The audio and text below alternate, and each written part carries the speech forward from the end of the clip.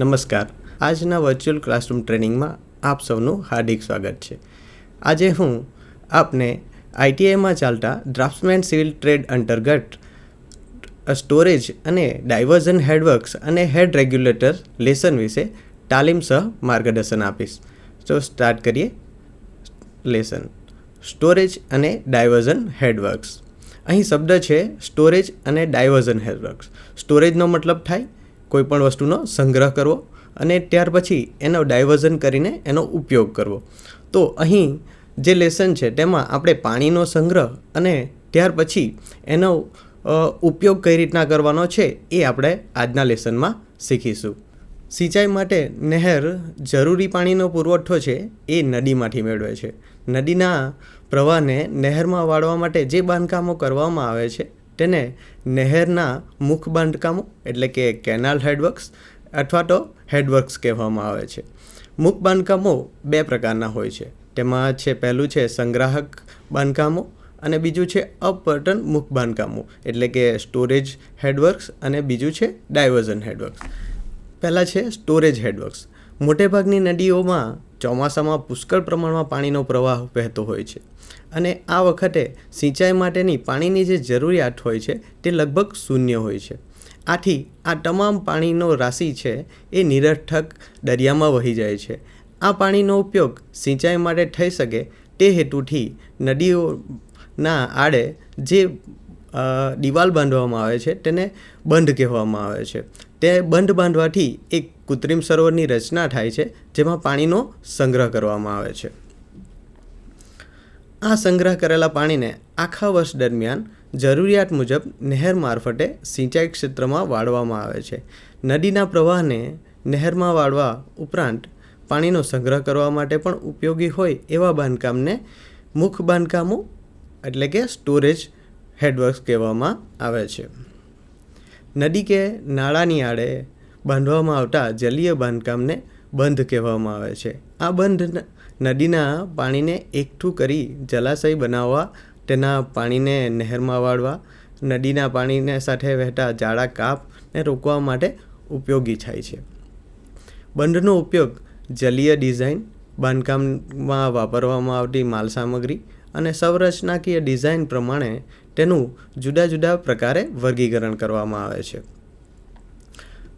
સૌપ્રથમ ઉપયોગ પ્રમાણે બંધનું વર્ગીકરણ. એમાં પહેલાં છે સંગ્રાહક બંધ, બીજું છે અટકાયત બંધ, ડાયવર્ઝન ડેમ, ત્યાર પછી છે કોફર ડેમ અને પાંચમું છે ચેક ડેમ.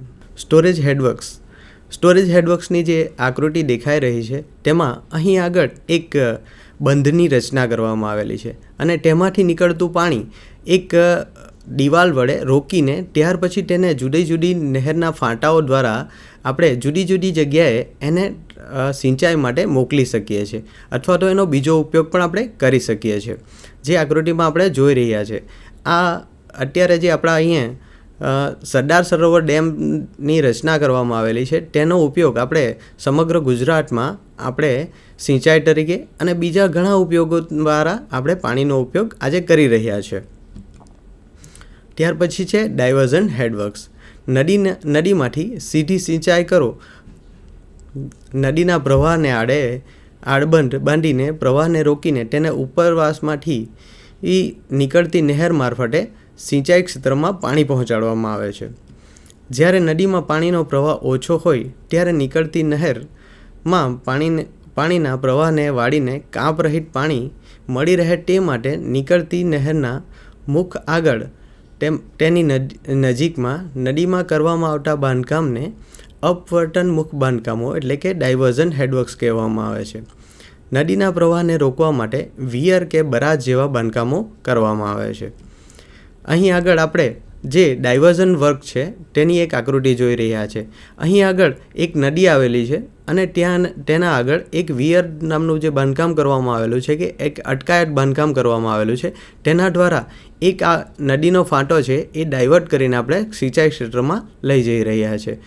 આ છે એક ડાયવર્ઝન હેડવર્ક્સનું ઉદાહરણ. Types of diversion headworks. અપવર્તન મુખ બાંધકામોના પ્રકાર. અપવર્તન મુખ બાંધકામોને નીચે પ્રમાણે બે પ્રકારોમાં વર્ગીકૃત કરી શકાય છે. તેમાં છે કામચલાઉ અપવર્તન મુખ બાંધકામ, ટેમ્પરરી ડાયવર્ઝન હેડવર્ક્સ અને કાયમી અપવર્તન મુખ બાંધકામ.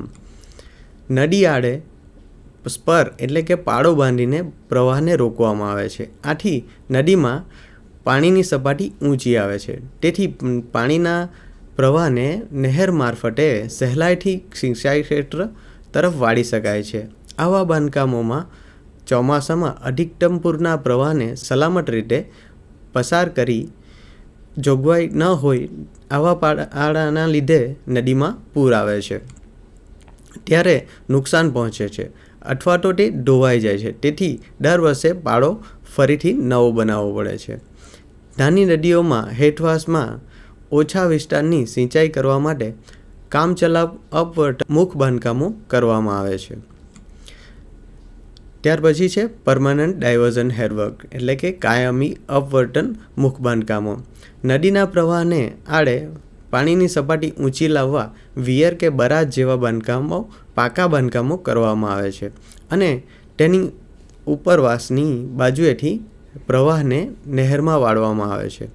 ત્યાં આગળ કાયમી નહેર મુખ નિયંત્રણ એટલે કે કેનાલ હેડ રેગ્યુલેટર્સ બાંધવામાં આવે છે. અગત્યની તમામ નદીઓની નહેર સિંચાઈ યોજનાઓમાં અપવર્તન મુખ બાંધકામોની કાયમી પ્રકારના હોય છે. ત્યાર પછી છે એના કાર્યો. અપવર્તન મુખ બાંધકામના કાર્યો. નદીના ઉપરવાસમાં પાણીની સપાટી ઊંચી આવે છે. એના કારણે સિંચાઈ ક્ષેત્ર વિસ્તાર વધે છે. નહેરમાં વાળવામાં આવતા પાણીના પ્રવાહને નિયંત્રિત કરે છે. નહેરમાં કાપને પ્રવેશતો રોકે છે. નહેરની પૂર્વ પ્રદાય સપાટી એટલે કે FSLમાં થતી વધઘટને નિયંત્રણમાં રાખે છે. નદીમાં પાણીનો પ્રવાહ ઓછો હોય ત્યારે ટૂંકા સમય માટે પાણીનો સંગ્રહ કરે છે. નદીમાં પાણીના લેવલમાં થતી વધઘટને ઓછી કરે છે.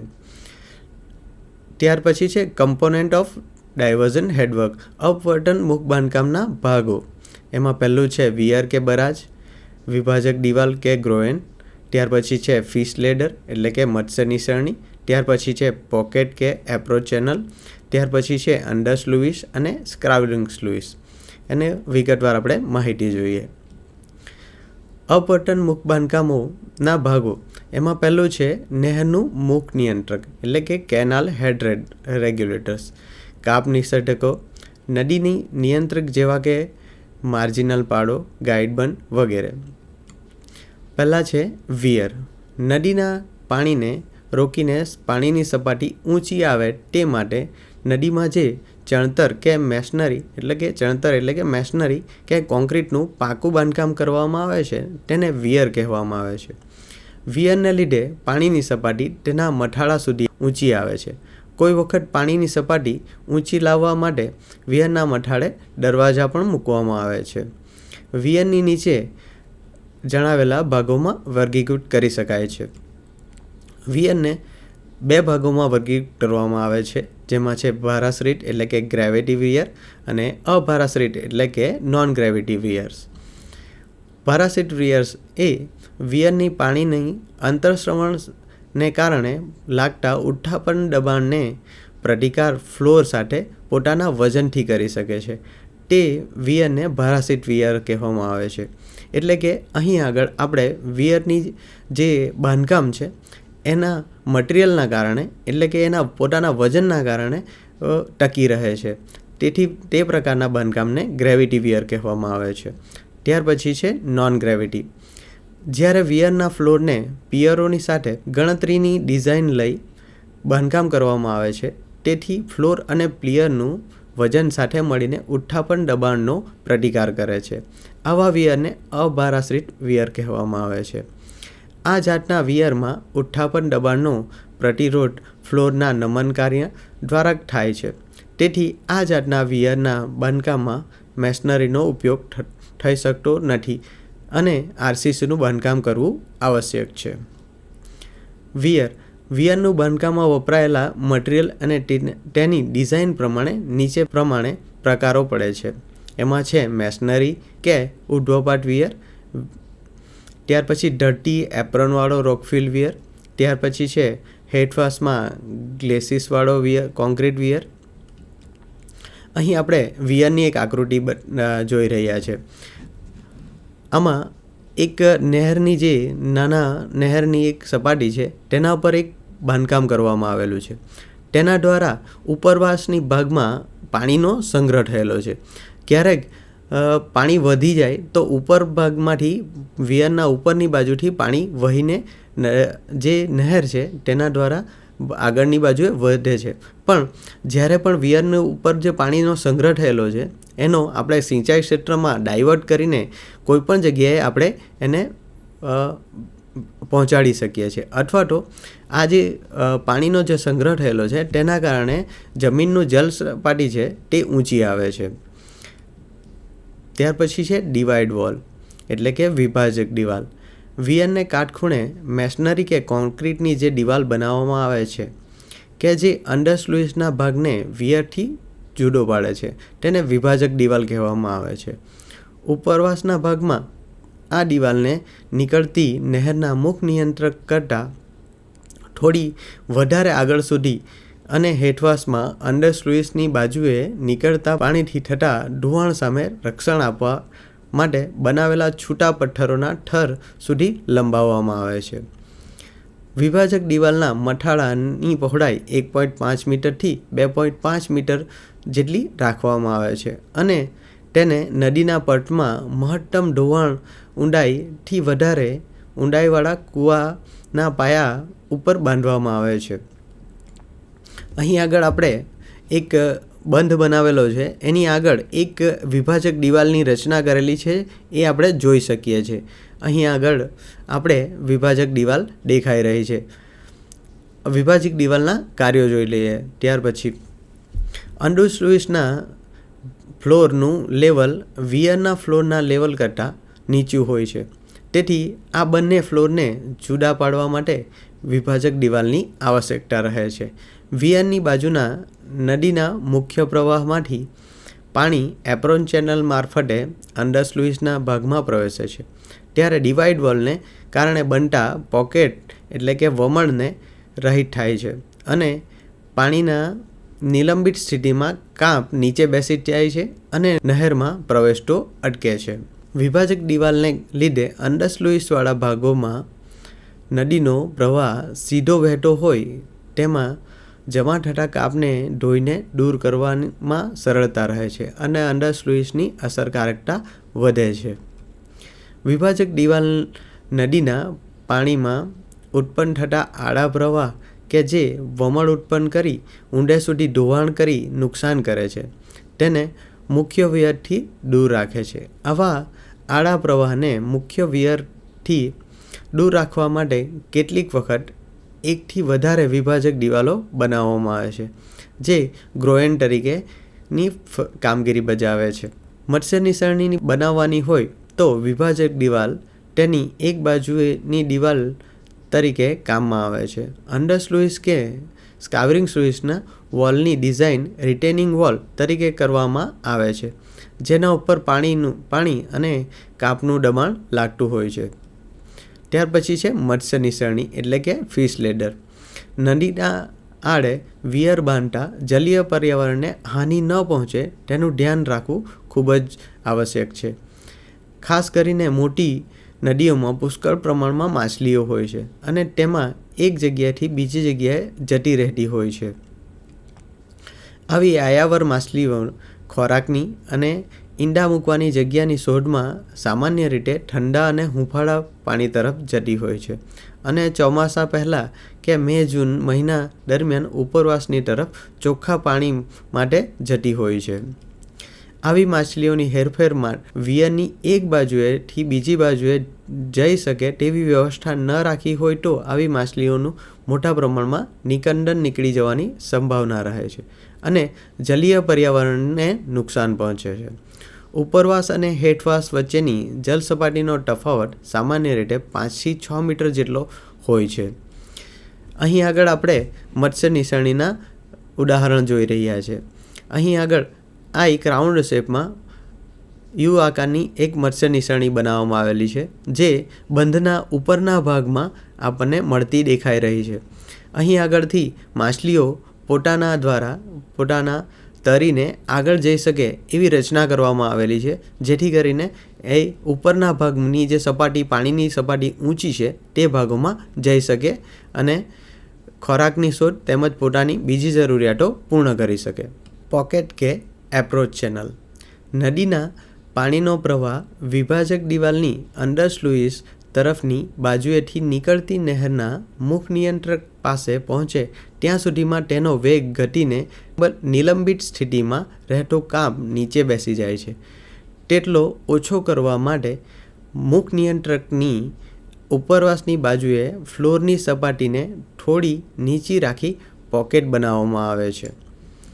આ ભાગમાં પાણીનો પ્રવાહ શાંત હોય છે અને તેથી પાણીમાં દાખલ થતાં પાણીનું કાપનું પ્રમાણ ઓછું હોય છે. આ પોકેટના ભાગને એપ્રોચ ચેનલ કહે છે, કારણ કે નદીનું પાણી તેમાં થઈને નહેરમાં જાય છે. ત્યાર પછી છે અંડર સ્કાવરિંગ સ્લુઇસ. નહેરના મુખ નિયંત્રકવાળા ભાગોને નદીનો કાંઠો અને વિભાજક દિવાલ વચ્ચેની વિયરના ભાગને નીચો રાખી તેમાં ઉપર યોગ્ય અંતરે પિયરો બનાવી તેની વચ્ચે દરવાજા મૂકી અંડર સ્લુઇસ બનાવવામાં આવે છે. આ દરવાજાઓથી અંડર સ્લુઇસમાંથી પસાર થતા પ્રવાહના નિયંત્રણ કરી શકાય છે. અંડર સ્લુઇસવાળા ભાગોમાં નહેરના મુખ નિયંત્રકની આગળ ઊંડી ચેનલ રાખી શકાય છે અને તેમાં વહેતો પ્રવાહ શાંત બનતા કાંપ નીચેની તરફ જાય છે અને નહેરના મુખ નિયંત્રકમાં લગભગ કાંપ રહિત પાણી પ્રવેશે છે. નીચે જમા થયેલા કાંપને અંડર સ્લુઇસવાળા દરવાજાઓ ખોલીને નદીમાં વહાવી દેવામાં આવે છે. આથી અંડર સ્લુઇસને ઘણી વખત સ્કાવરિંગ સ્લુઇસ પણ કહેવામાં આવે છે. અંડર સ્લુઇસનું સીલનું લેવલ મુખ નિયંત્રકના સીલ લેવલ કરતાં 1.2 મીટરથી 1.8 મીટર જેટલું નીચું અને શિયાળામાં નદીમાં સૌથી નીચેના તળિયા લેવલ જેટલું રાખવામાં આવે છે. અંડર સ્લુઇસ વિભાગની પ્રવાહ દરની ક્ષમતા નક્કી કરવા માટે નીચેના મુદ્દાઓ લક્ષમાં લેવામાં આવે છે. મુખ્ય નહેરના મહત્તમ પ્રવાહ દર કરતાં બધા અંડર સ્લુઇસનો પ્રવાહ દર બમણો હોવો જોઈએ, જેથી પોકેટમાં જમા થયેલ કાંપને સહેલાઈથી નદીમાં હેઠવાસમાં વહાવી શકાય. ચોમાસાના દિવસો સિવાય સમયે નદીમાં આવતો પાણીનો પ્રવાહ વિયરના દરવાજાઓ ખોલ્યા સિવાય અંડર સ્લુઇસમાંથી પસાર થઈ શકે તેટલી તેની ક્ષમતા હોવી જોઈએ. નદીના અધિકતમ પૂરનો 10થી 15% ભાગ અંડર સ્લુઇસના ભાગોમાંથી પસાર થઈ શકે તેટલી તેની ક્ષમતા હોવી જોઈએ. ત્યાર પછી છે નહેરનું મુખ નિયંત્રણ, કેનાલ હેડ રેગ્યુલેટર. વિયર કે બરાજની ઉપરવાસની બાજુએથી નીકળતી નહેરનું મુખ ઉપર જે બાંધકામ કરવામાં આવે છે તેને નહેરનું મુખ નિયંત્રણ કહેવામાં આવે છે. તેના મુખ્ય કાર્યો નીચે પ્રમાણે છે. નહેરમાં પ્રવેશતા પાણીના પ્રવાહને નિયંત્રણ કરે છે. નહેરમાં કાંપના પ્રવેશને રોકે છે. પૂરમાં પાણીને નહેરમાં જતું અટકાવે છે. મુખ નિયંત્રકોને સામાન્ય રીતે આડબંધને કાટખૂણે બાંધવામાં આવે છે. આથી કેટલીકવાર નિયંત્રકોમાં પાણી સરળતાથી પ્રવેશી શકે તે માટે આ ખૂણો 90 ડિગ્રી જેટલો થોડો મોટો રાખવામાં આવે છે, પરંતુ તેનું મૂલ્ય 110 ડિગ્રી કરતાં વધવું જોઈએ નહીં.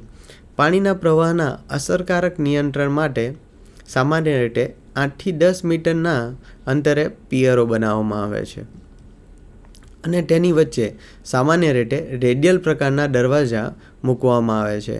આ દરવાજાઓ માણસો દ્વારા અથવા તો વિંચની મદદથી ખુલે છે તેવી ગોઠવણ કરવામાં આવે છે. નદીમાંથી એપ્રોચ ચેનલ દ્વારા પાણી મુખ નિયંત્રકોમાં પ્રવેશે છે અને ત્યારબાદ નહેરમાં જાય છે. મુખ નિયંત્રકના બધા જ ગાળાઓ એટલે કે સ્પાન સાથે મળીને પ્રવાહ દરની ક્ષમતા નહેરના પૂર્ણ પ્રદાય પ્રવાહ દર એટલે કે ફૂલ સપ્લાય ડિસ્ચાર્જ જેટલી રાખવામાં આવે છે. તેમજ દરવાજાઓનું સીલ લેવલ અંડર સ્લુઇસના સીલ લેવલ કરતાં 1.2 મીટરથી 1.8 મીટર જેટલું ઊંચું રાખવામાં આવે છે. તેથી પાણીમાં નિલંબિત સ્થિતિમાં રહેતો કાંપ અંડર સ્લુઇસના પોકેટમાં જમા થાય છે અને મુખ નિયંત્રકના લગભગ કાંપ રહિત પાણી પ્રવેશ કરે છે. અહીં આપણે નદીનું કેનાલ હેડ રેગ્યુલેટર જોઈ રહ્યા છે, જેમાં આપણને દરવાજાઓ દેખાઈ રહ્યા છે અને એક પિયરના બાંધકામ દેખાઈ રહ્યા છે. ઉપરની બાજુએ પાણીનો પ્રવાહ વધારે છે, પણ પાણીનો પ્રવાહને નિયંત્રિત કરીને આપણે નહેરમાં ઓછું પાણી કઈ રીતના નિયંત્રણ કરી શકાય તે અહીં આગળ દર્શાવવામાં આવેલું છે. અહીં આગળ દરવાજાઓને ઊંચકવા માટે વિંચની જે રચના કરવામાં આવેલી છે તે અહીં આગળ દેખાઈ રહી છે, તેમજ એનો સર્વિસ રોડ પણ સાઈડમાં દેખાઈ રહ્યો છે. ત્યાર પછી છે કાંપ નિષેધકો, સિલ્ક કંટ્રોલિંગ ડિવાઇસીસ.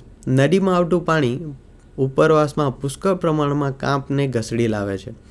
આ કાંપ નહેરમાં પ્રવેશે નહીં તે જોવું અત્યંત જરૂરી છે. આ માટે અગાઉ જોઈ ગયા તે પ્રમાણે પોકેટ કે એપ્રોચ ચેનલ, અંડર સ્લુઇસ અને મુખ નિયંત્રક મહદ અંશે કાંપને નદીમાં પ્રવેશતો અટકાવે છે.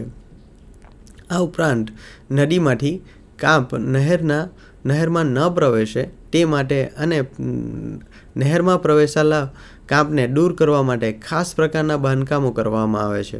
તેને કાંપ નિષેધકો કહેવામાં આવે છે. કાંપ નિષેધકો બે પ્રકારના હોય છે, સિલ્ક એક્સક્લુડર અને સિલ્ક ઇજેક્ટર.